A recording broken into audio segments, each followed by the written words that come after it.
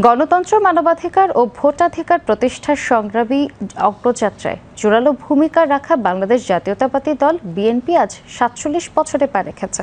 বিগত বছরগুলোতে দলটির ইতিহাস ছিল আত্মত্যাগের, প্রতিরোধের এবং ন্যায়ের পক্ষে দাঁড়ানোর এক দীর্ঘ সাহসী অভিযাত্রা।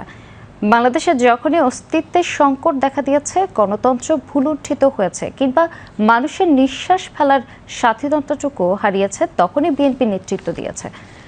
১৯৭৫ সালে একদলীয় বাকশাল প্রতিষ্ঠার মধ্য দিয়ে দেশে যে রাজনৈতিক শূন্যতা সৃষ্টি করা হয়েছিল তা পূরণে বহুদলীয় গণতন্ত্র প্রতিষ্ঠার লক্ষ্যে ১৯৭৮ সালের ১ সেপ্টেম্বর ঢাকার রমনা বটমূলে বাংলাদেশ জাতীয়তাবাদী দল বিএনপি নামের একটি নতুন রাজনৈতিক দল গঠন করেন মহান মুক্তিযুদ্ধের অন্যতম সেক্টর কমান্ডার ও স্বাধীনতার ঘোষক তৎকালীন প্রেসিডেন্ট জিয়াউর রহমান। দেশকে সমৃদ্ধ এবং মানুষের ভাগ্যের পরিবর্তন নেয়া নানা কর্মসূচির কারণে দ্রুতই জনপ্রিয় হয়ে ওঠেন বিএনপির প্রতিষ্ঠাতা প্রেসিডেন্ট জিয়াউর রহমান। জিয়াউর রহমানের ১৯ দফা কর্মসূচি ছিল সমৃদ্ধ দেশ গঠনের যুগান্তকারী পদক্ষেপ।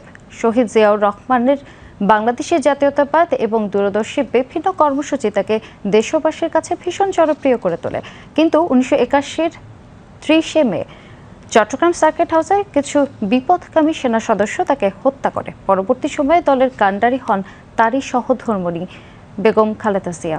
গৃহবধূ থেকে রাজনীতিবিদ হয়ে ওঠা খালেদা জিয়ার বলিষ্ঠ নেতৃত্বে বিএনপি ফিরে পায় নতুন দিশা।